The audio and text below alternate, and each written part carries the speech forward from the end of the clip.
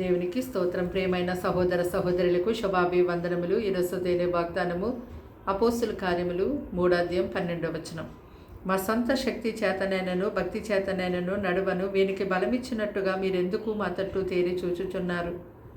చూడండి, ఈ యొక్క మాటలు అపోస్తులు దైవజనులైనటువంటి పేతురు, యోహాను గారు మాట్లాడుతున్నారు.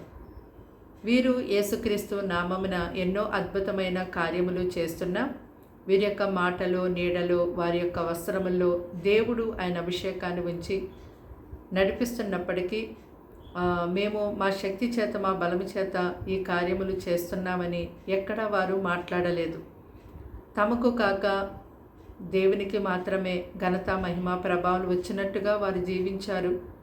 అయితే దేవుడు తన భక్తుల ద్వారా ఈ లోకములో ఆయన ఎన్నో కార్యములను జరిగిస్తూ ఉంటారు.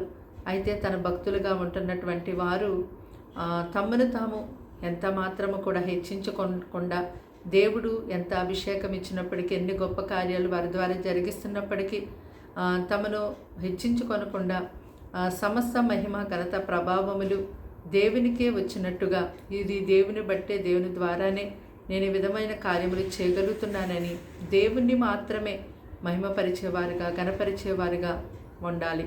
ఇదే కదా వాక్యానుసారమైన జీవితం అంటే. ప్రార్థన. దేవానికి వందనములు, స్తోత్రాలు, స్తుతులు చెల్లిస్తున్నాం తండ్రి. మాటలు వింటున్నా నీ బిడ్డలు మీ రక్తముతో కడిగి ముట్టి స్వస్థపరిచి బలపరచండి. వారికి, వారి కుటుంబాలకి రక్షణ ఇవ్వండి. నీ వెలుగుతో, నీ ఆత్మతో, నీ శక్తితో, నీ ప్రభావంతో వారిని నింపండి. అయ్యా, వారి కుటుంబాలున్న ప్రతి శోధన తొలగించండి. వారి అవసరతలు తీర్చండి. అయ్యా, వారి నాయన తండ్రి సాతాను ఉరుల నుంచి వారిని విడిపించండి. ప్రతి విధమైన అనారోగ్య సమస్య నుంచి వారిని విడిపించండి.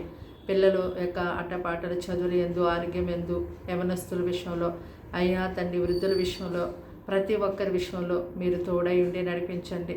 ఎవరైతే నాయన నీ తట్టు తిరిగి ప్రార్థించి వేడుకుంటూ ఉన్నారో వారి ప్రార్థన ఆలకించండి. వారికి సహాయం చేయండి. వారిని బలపరచండి, ధైర్యపరచండి.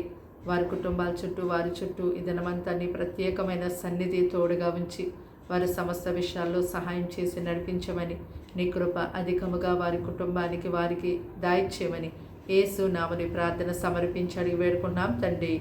ఆమేన్.